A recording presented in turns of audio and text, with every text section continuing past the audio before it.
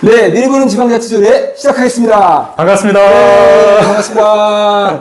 네, 우리가 지방자치조례를 각 지방자치단체에서 만들고 있습니다. 구의회에서, 군의회에서, 그리고 시의회에서도 만들고 있는데요. 지방자치조례에 대해서, 우리 민원인들이나 주민들, 시민들이 잘 들어보지 못하고 조례가 만들어지는 경우가 많이 있습니다. 그래서 우리 동구의회에서 야심차게 준비를 했습니다. 지방자치조례에 만들어지는 것에 대해서 미리 한번 주민 여러분들께 설명을 하자. 그런 취지로 이 영상을 제작하겠습니다. 지금 옆에는 김종호 의원님 모셨습니다. 인사 한번 해주시죠. 네, 화두든 TV 애청자 여러분 그리고 동구 주민 여러분 반갑습니다. 최훈 위원장님하고 함께 동구의회에서 활동하고 있는 동구의원 김종호입니다. 반갑습니다. 네. 네, 이번에 김종호 의원님께서 그 조례안을 발의 중인데요. 느린 학습자 지원 조례, 정확한 명칭은 인천광역시 동구 느린 학습자 지원 조례안입니다. 예, 느린 학습자 지원 조례안. 제가 얼핏 이렇게 생각해 보기에는, 조금, 정상인들보다, 어떤 그 학습이 늦은 분들을, 별도로 구분해 놓고, 떼어놓고, 지원해서 그들을 갖다가 교육할 수 있는 시스템을 만들어가자, 구축하자, 그런 의미 같은데, 제가 생각하는 부분이 맞는지 안 맞는지는 우리 김종호 의원님과 함께 들어보도록 하겠습니다. 알겠습니다. 네, 김종호 의원님. 네. 느린 학습자란 용어의 정의가 있을 텐데요. 네. 어떤 경우를 갖다가 그렇게 말씀을 하고 있나요? 좀 아마 주민들도 생소하실 거예요. 느린 학습자. 네. 그러니까 이제 그냥 단어로만 보면은 학습이 좀 느린 사람들을 이야기하나 보구나 이렇게 네. 이해하실 건데요. 개념으로는 그렇습니다. 느린 학습자는 네. 지적장애에 해당되진 않지만 평균 지능에 네. 도달하지 못하는 인지 능력으로 인해서 사회에 적응이 좀 더디고요. 네. 사회로부터의 지원과 보호가 필요한 사람이라고 정의를 좀 하고 있습니다.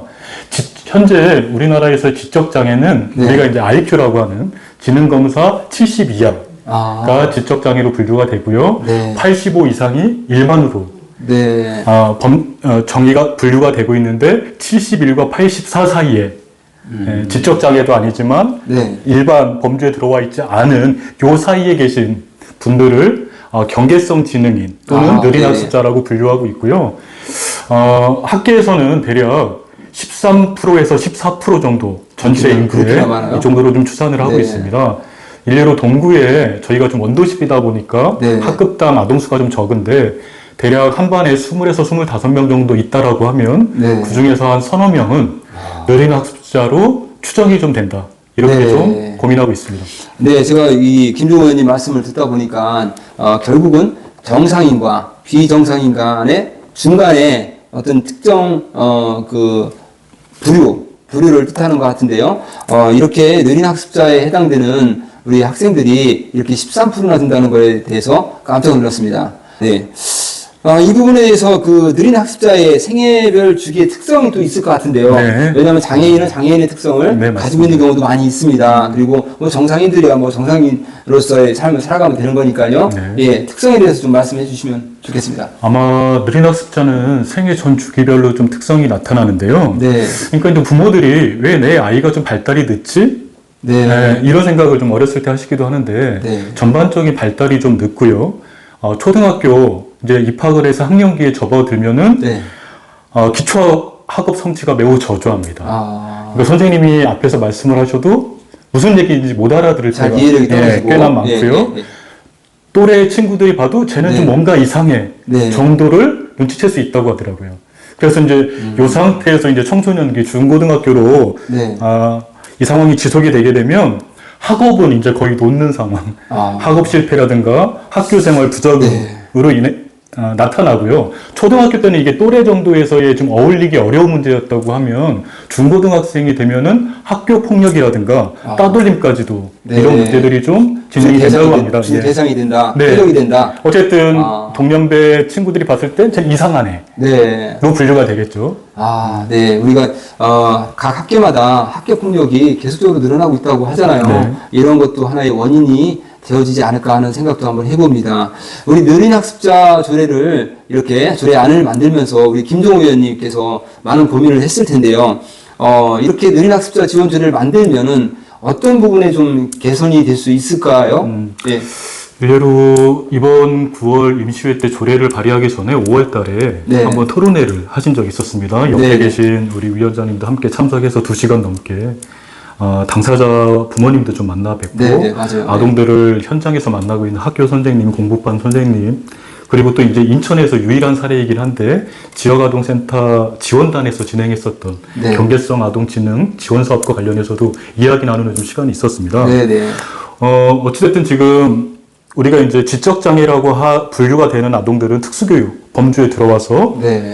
별도의 교육을 좀 받고 있고요. 그 외에 이제 85 이상의 정상 범주, 일반 범주에 있는 친구들 일반 교육을 하고 있습니다. 네네. 요 사이에 있는 친구들이 특수교육으로 갈 수도 없고 일반 교육은 또 따라갈 수도 없는 그렇죠. 이러한 상황이 있기 때문에 네. 지금의 시스템은 부모들이 이 과정을 좀 온전히 감내하고 있는 아이를 데리고 내 아이가 뭔가 학습 능력도 떨어지고 사회성도 떨어지기 때문에 이 원인을 찾고자 막 동분서주해서 일례로 아동발달센터에 가서 상담을 받거나 또 이제 치료를 받거나 이렇게 하고 있는 상황인 거고, 선생님들 입장에서도 뭐 20명, 25명의 아이가 있기 때문에 그 아이만 집중해서 또 케어하는 게 쉽지 않은 상황이기도 합니다. 네.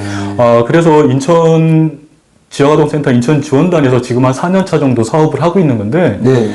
어쨌든 초등학교 아동 대상으로 그 아이들에 맞는 교재를 가지고 좀 네. 지속적으로 교육을 진행을 했을 때 학습 능력과 사회성이 매우 높아졌다라고 하는 결과도 보게 되었습니다. 그래서 이것이 그냥 반에서 선생님, 가정에서 부모가 온전히 감당할 문제가 아니라 이 아동들이 13에서 14% 정도 된다라고 했을 때는 우리 교육적 측면에서라도 이 느린 학습자에 대한 우리가 어떤 지원을 할 수 있을 건지 고민이 필요한 시점이 되지 않았는가, 이런 고민을 좀 하게 됐고요.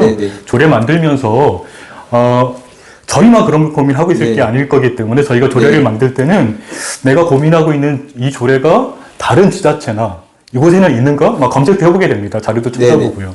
느린 학습자와 관련해서는 현재 한 13곳 정도에서 지금 조례가 만들어져 있고, 같은 개념의 경계성 지능인 지원 조례 관련해서는 39곳이 만들어져 있는 상황이고요. 2021년부터 작년 올해까지 지자체에서 많이 좀 확산되고 만들어지고 있는 것 같습니다. 네. 그 지역아동센터에서 인천에서는 지금 현재는 좀 일부 감당을 하고 있다라고 말씀하셨는데요. 교재 같은 경우는 지금 특별하게 좀 만들어지고 있는 것들이 있나요? 네. 이제 이 14%가 적은 숫자가 아니잖아요. 이러니까 이제 이들이 그냥 일반 교육과 느린 학습자는 일반 교육을 쫓아가기에 느리다는 개념이지 아예 습득을 못한다는 게 아니잖아요. 그래서 그냥 느린 것 뿐이다. 좀 더 더딘 거고 이것을 차분히 밟아가면은 저는 이제 결국 지역아동센터 지원단도 요 범주에 있는 친구들이 이 1년, 2년 정도의 과정을 거쳐서 일반 교육으로 들어가서 자기 성취감을 갖고 공부할 수 있게 만들어주는 게 이고요. 이제 교재나 교구나 많이 만들어졌다고 하더라고요. 네. 다행입니다. 다행이고, 지난번에 우리가 이제 토론회 할 때도, 각계각층에 또 학부모들도 오셨고 했는데, 그때 정말 아주 애타는 마음으로 이런 느린 학습자 지원 조례를 빨리 만들어 주셔야 됩니다. 그래야지, 아이 한 명 한 명이 정상적인 범주로 다시 올릴 수 있는데도 불구하고 시기와 때를 놓쳐서, 장애인으로 전락해버리는 경우가 많습니다라는 얘기도 들었습니다. 그래서 우리 김종호 의원님께서 느린 학습자 지원 조례에 담은 내용이 어떤 것이 있는지도 말씀을 좀 해주세요. 이번에 이제 제가 발의한 동구 느린 학습자 지원 조례는 일단은 저희가 느린 학습자와 관련한 지원 사업의 근거를 좀 만들려고 하는 게 가장 큰 목적이었습니다. 그래서 내 아이가 좀 느린 것 같긴 한데 과연 느린 학습자인지에 대해서는 진단검사가 있기도 합니다. 그리고 그에 따라서 이제 상담도 진행될 수 있고요. 아까 위원장님이 말씀하신 것처럼 느린 학습자에 맞는 교육 프로그램에 대한 개발도 필요할 것 같습니다. 아울러서 아까 이제 제가 처음에 서두에 말씀드린 것처럼 이렇게 느린 학습자 아동과 관련해서는 부모가 다 온전히 감당하고 있는 상황입니다. 만약에 가정 형편이 어렵거나 또 요즘처럼 한부모이거나 또 조선 가정일 때는 과연 그 아이의 그 때에 맞춰서 그 시기에 맞춰서의 적정한 케어를 할 수 있는지가 의문이기도 합니다. 그래서 가족 및 관련 서비스 종사자에 대한 지원도 필요하다, 이런 고민이고요. 또 이제 이 느린 학습자에 대한 조사나 연구 개발도 필요하다. 이런 지원 사업의 좀 내용들을 담았고요. 네. 이를 위해서 요거는 아직 초창기이다 보니까 뭐 선생님들이라든가 또 당사자 학부모라든가 등등의 의견들을 많이 좀 수렴해서 네. 사업에 반영할 필요가 있을 것 같아서 네. 느린 학습자 지원 운영위원회를 설치할 수 있다라고 하는 조항도 삽입을 했고요. 네. 이런 지원 사업 관련해서는 상당히 전문성이 따르는 거기 때문에 사업의 전부 또는 일부를 민간에게 위탁할 수 있다라고 하는 이런 조항도 좀 넣어서 조례를 좀 만들게 되었습니다. 네. 김종호 의원님을 모시고 말씀을 잘 들었습니다. 이 방송을 보고 듣고 계신 시청자 여러분, 느린 학습자 지원 조례에 관한 말씀을 들으셨는데요. 여러분들이 생각하시기엔 어떻습니까? 느린 학습자 지원 조례 하루속히 만들어져야지 되어야 할 거라고 생각하지 않으십니까? 네. 우리가 미리 부는 지방자치조례 오늘 그 두 번째 시간이었습니다. 네. 앞으로도 시간이 되는 한 지속적으로 이러한 방송을 해나갈 예정입니다. 그리고 여러분들께서는 이런 그 방송을 보시고 댓글을 적극적으로 남겨주시면은 저희가 정책을 만들어가는데 큰 도움이 될 거라고 생각합니다. 네, 우리 김종호 의원님 네. 마지막으로 하신 말씀 있으면 해주시면 네, 좋겠습니다. 이 조례를 발의하면서 그런 고민했었습니다. 아마 이제 구에서 해야 되는 교육 관련한 활동이 뭐 영재 캠프도 있기도 하고요. 창의 인재 뭐 이런 캠프도 있습니다. 많죠. 하지만 네. 10여 프로가 되는 아이들이 학령기 때에 느린 학습자이기는 하지만 그것을 극복할 수 있는 교육 서비스라든가 지원을 받고 이들이 일반 교육으로 들어와서 어쨌든 학령기 때 학업을 배우고 사회에 건강하게 진출할 수 있는 것 또한 지자체가 고민해야 될 중요한 과제이지 않을까 좀 생각이 좀 들고요.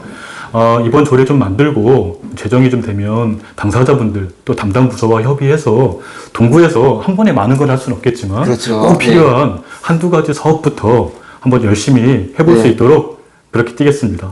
네, 말씀 잘 들었습니다.